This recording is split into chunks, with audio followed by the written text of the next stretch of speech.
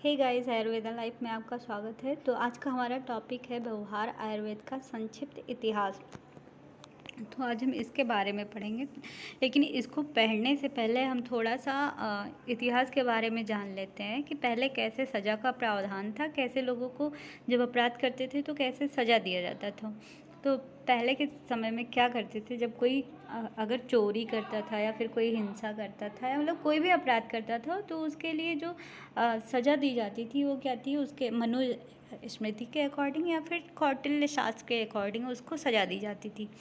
लेकिन फिर जैसे जैसे समय बीतता गया और जब हमारे देश में क्या हुआ, जब मुग़ल आए तो उन्होंने क्या किया कि वो शरीयत के अकॉर्डिंग अपना सज़ा देने लगे। जब कोई अपराध करता था तो उस अपराधी को शरीयत के अकॉर्डिंग सज़ा दी जाती थी।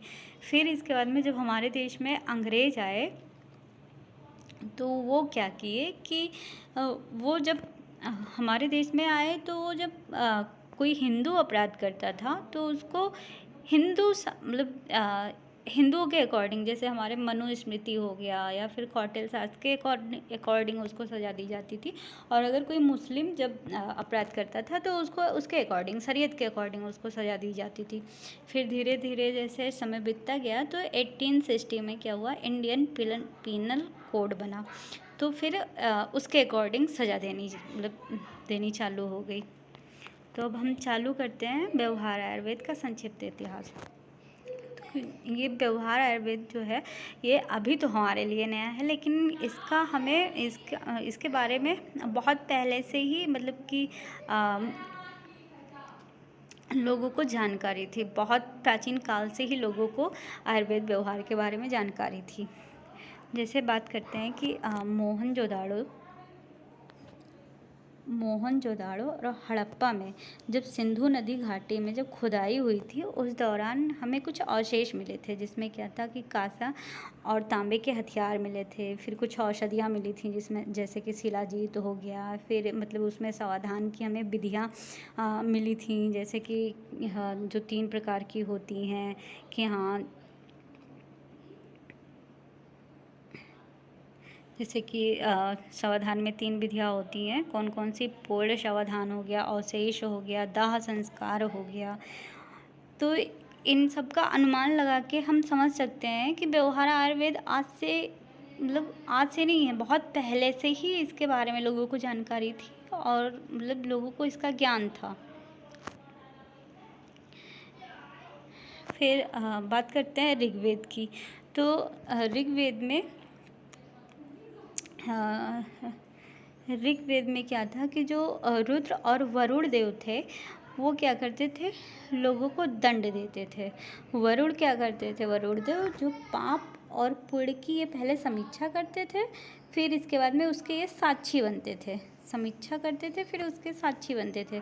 और बृहस्पति जो थे उसका पाप का प्रतिशोध लेने का इनका उत्तरदायी था। फिर इसके बाद में उस टाइम पे क्या था कि अगर कोई झूठ बोलता था तो झूठ बोलना सबसे बड़ा महापाप माना जाता था उस टाइम पे, ऋग्वेद के टाइम पे। फिर इसके बाद में जब मनुस्मृति राजा मनु की रचना है। तो जो मनु पहले ऐसे परंपरागत राजा थे जिन्होंने देश को एक सुव्यवस्थित विधान दिया। मनुस्मृति में क्या था कि राजधर्म, प्रजा की रक्षा, दंड प्रावधान, 18 प्रकार के सामाजिक विवाद, स्त्री पुरुष धर्म मर्यादा आदि के विषय में वर्णन मिलता है। इन्होंने बताया था कि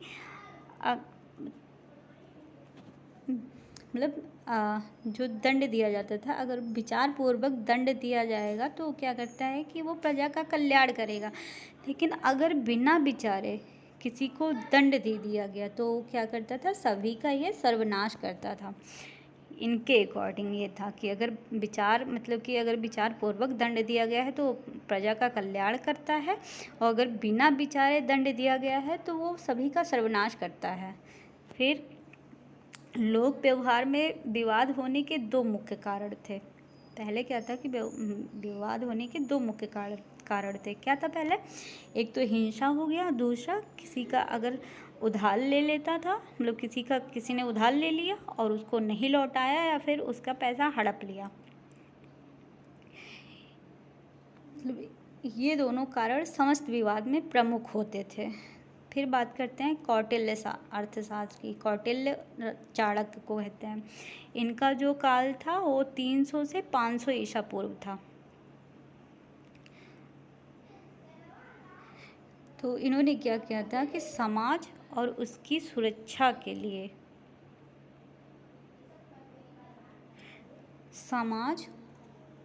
समाज की सुरक्षा के लिए कौटिल्य ने क्या किया था कि राज व्यवस्था, प्रशासन व्यवस्था, न्याय व्यवस्था, दंड व्यवस्था का अर्थशास्त्र में सुंदर और सुव्यवस्थित वर्णन किया है। इसे तत्कालीन विधि संहिता का दर्जा प्राप्त था और इसमें दंड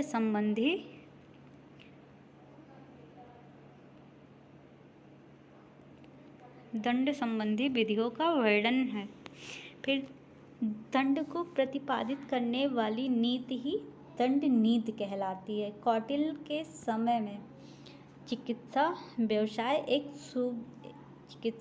व्यवस्थित रूप धारण कर चुका था। मतलब जब इनके समय, कौटिल्य के, चाणक्य के समय में क्या था कि जो चिकित्सा व्यवसाय था वो व्यवस्थित रूप धारण कर चुका था।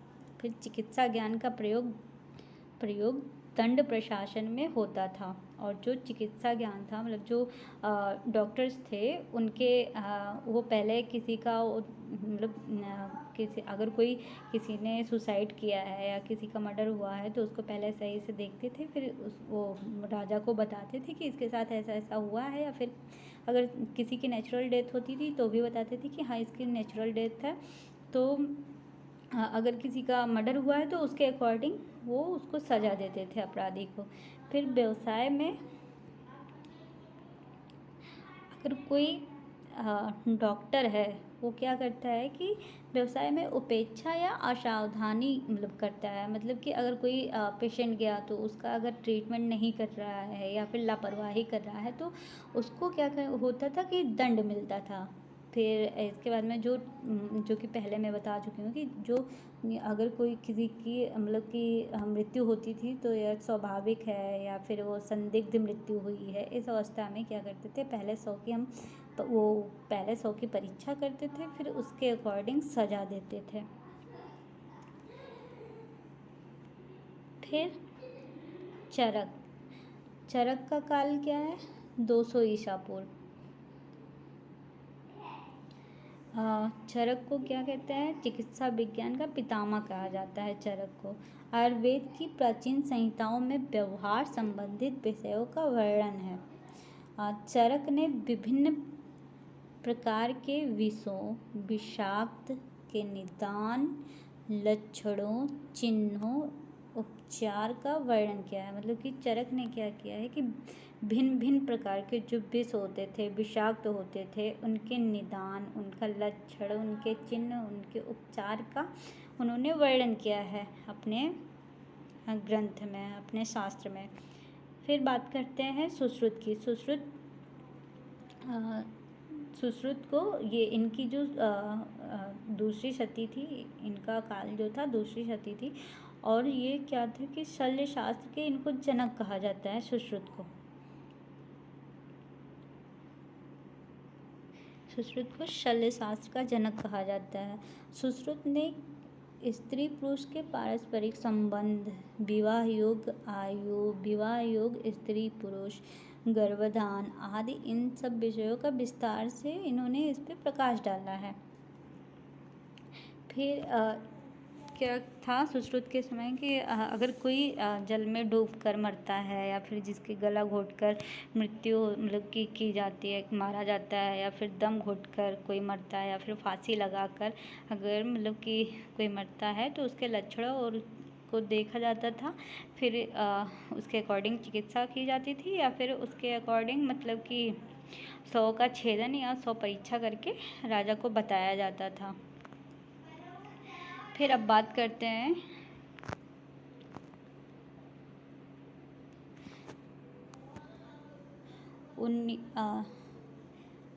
सन 1922 के बाद क्या हुआ कि आधुनिक चिकित्सा पद्धति के विकास के साथ विधि वैद्यक मतलब मेडिकल जूरिस्प्रूडेंस को चिकित्सा विज्ञान की एक पृथक शाखा के रूप में स्थापित किया गया और 1822 में कलकत्ता में पहला चिकित्सा विद्यालय खुला। फिर 1835 में चिकित्सा महाविद्यालय के रूप में परिवर्तित हो गया और न्यायशास्त्र का अध्ययन शुरू हुआ यहाँ पे। फिर इसके बाद में 1925 में मद्रास में प्रथम आयुर्वेद विद्यालय की स्थापना हुई और यहाँ पे आयुर्वेद महाविद्यालय में भी चिकित्सा न्यायशास्त्र के प्रतिरूप व्यवहार आयुर्वेद के पाठ्यक्रम बने। Thank you.